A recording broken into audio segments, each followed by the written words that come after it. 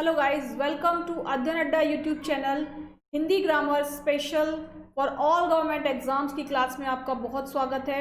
जैसा हम लोग पिछले 2 दिन से संधि से रिलेटेड एक्सरसाइज कर रहे हैं, तो आज भी हम एक और वर्कशीट आपके लिए लेकर आए हैं जिसमें अति महत्वपूर्ण 35 प्रश्न हमने लिए हैं जो सभी परीक्षाओं में आते हैं, है ना।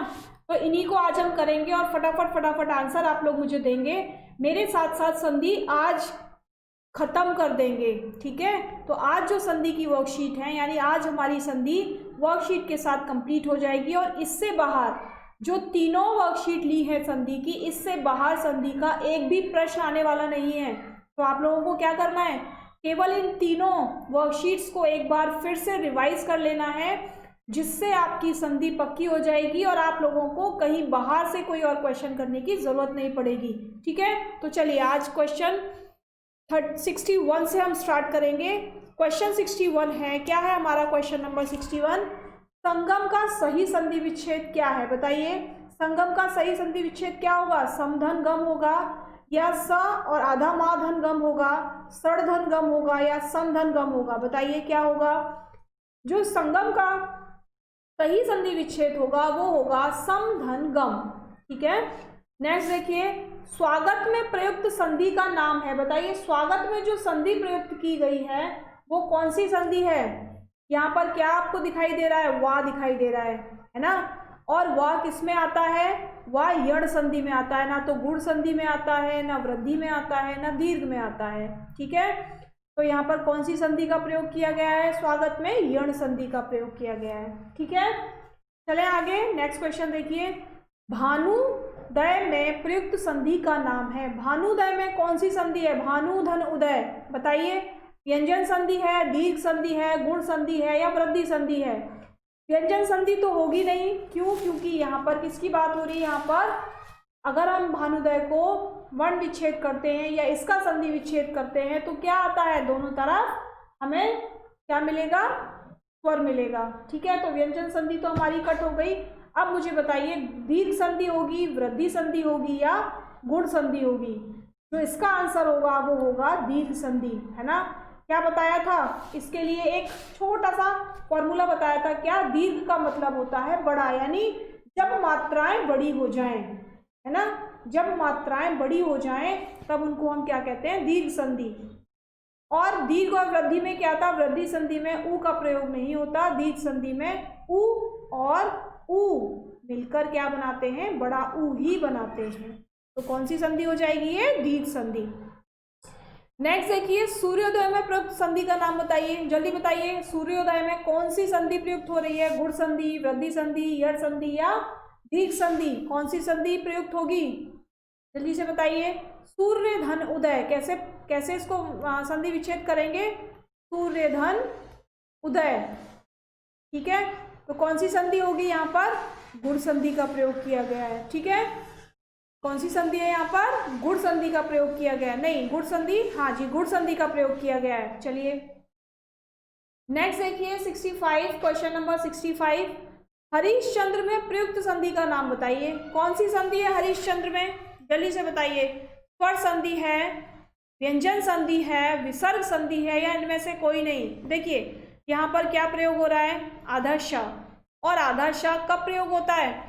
जब विसर्ग में, यानी हरि के आगे अगर विसर्ग लगा हो और चंद्र लिखा हो, यानी स्वर के बाद विसर्ग हो और उसके बाद जो दूसरा शब्द है उसका पहला वर्ण क्या होना चाहिए?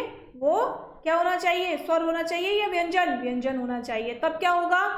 तब जो विसर्ग है उसका क्या बन जाता था? उसका श बन जाता है। और श कहाँ पर बन रहा है और किसका उदाहरण है ये? फिर विसर्ग संधि का उदाहरण है। तो सही आंसर इसका क्या हो जाएगा? सी हो जाएगा, ठीक है। उच्चारण में प्रयुक्त संधि का नाम बताइए, जल्दी बताइए। उच्चारण में कौन सी संधि है? देखो इसको अगर हम संधि विच्छेद करते हैं तो क्या बनेगा? उत धन चारण, ठीक है।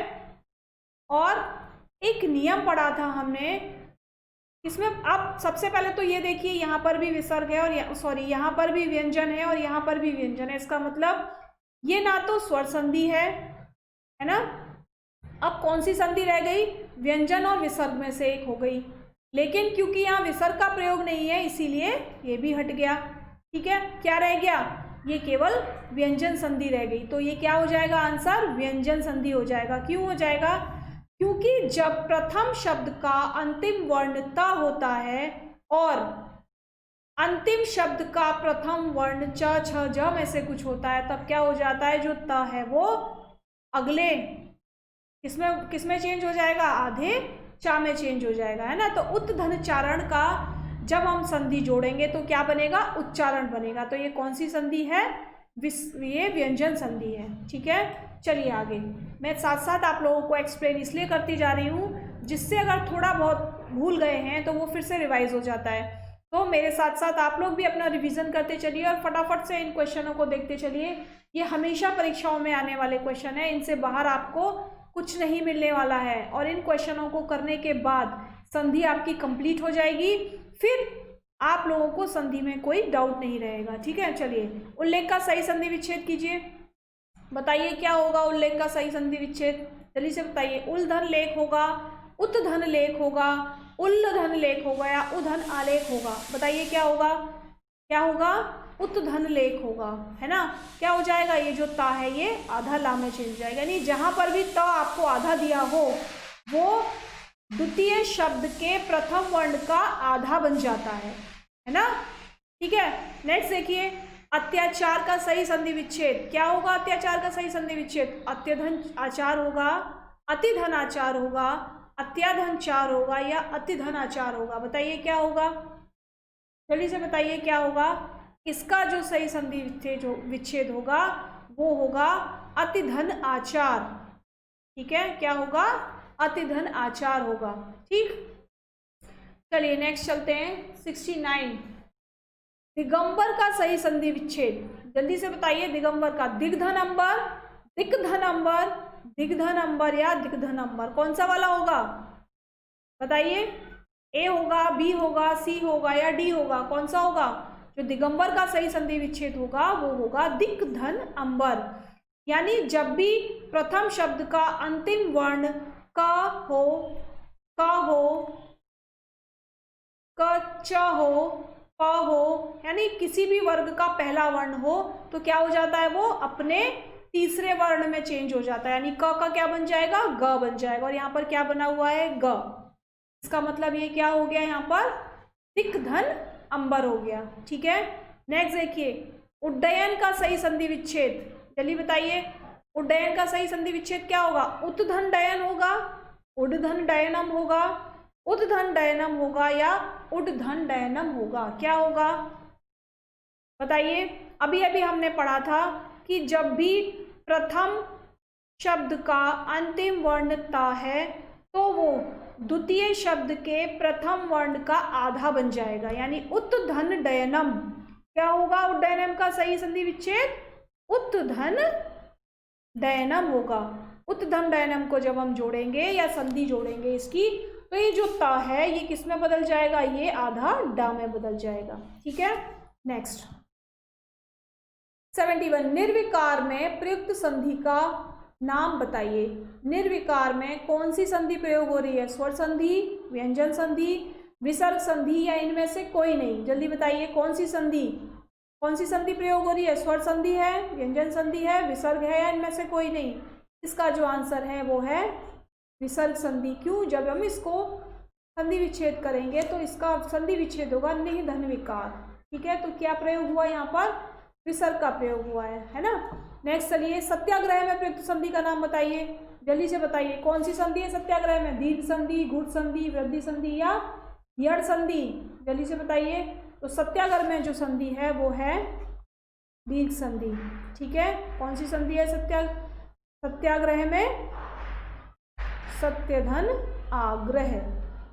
ठीक है, तो अधन आ जुड़ के क्या बना, आ, है ना। तो कौन सी संधि हो जाएगी, दीर्घ संधि हो जाएगी। ठीक है, चलिए नेक्स्ट देखते हैं। श्रावण का सही संधि विच्छेद, किसका, श्रावण का सही संधि विच्छेद। जल्दी से बताइए क्या होगा, जल्दी बताइए। श्रोधन अण होगा, श्रावधन अन होगा, श्रावधन अण होगा या शोधन अन होगा? क्या होगा श्रावण का सही संधि विच्छेद? जो श्रावण का सही संधि विच्छेद होगा वो होगा शोधन अन। तो क्या बन जाएगा? ओ और आ को मिला के क्या बन जाएगा? व बन जाएगा। ठीक है, चलिए काव्योर्मी का सही संधि विच्छेद, चलिए बताइए काव्योर्मी का सही संधि विच्छेद क्या होगा? काव्यधन उर्मी होगा, काव्यधन उर्मी होगा, कविधन उर्मी होगा या काधन व्योर्मी होगा? जल्दी से बताइए। जो काव्यों का, देखिए काव्योर्मी का जो सही संधि विच्छेद होगा वो होगा काव्यधन उर्मी। तो क्या बन जाएगा? अ और उ मिलकर क्या बना लेंगे? ओ बना लेंगे। ठीक है, तो क्या बन जाएगा? काव्योर्मी।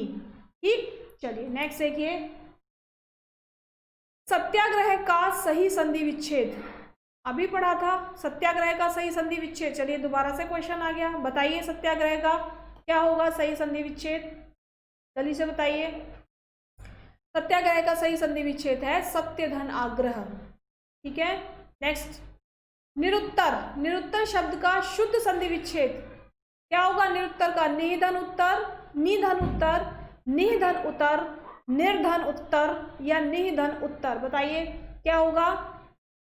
जो निरुत्तर का सही संधि विच्छेद होगा वो होगा निधन उत्तर। क्यों? क्योंकि ये जो विसर्ग है ये किस में चेंज हो जाएगा? ये रा में चेंज हो जाएगा। ठीक है, और ये आपको सेम लग रहे हैं। यहाँ पर क्या डिफरेंस है? देखिए यहाँ पर आधा ता है और यहाँ पर आधा ता नहीं है, जबकि हमारा जो प्रश्न है वहाँ पर आधा ता प्रयोग किया गया है। इसीलिए जो करेक्ट आंसर होगा वो डी होगा। ठीक है, नेक्स्ट देखिए, मना धन भाव का संधि जोड़नी है हम।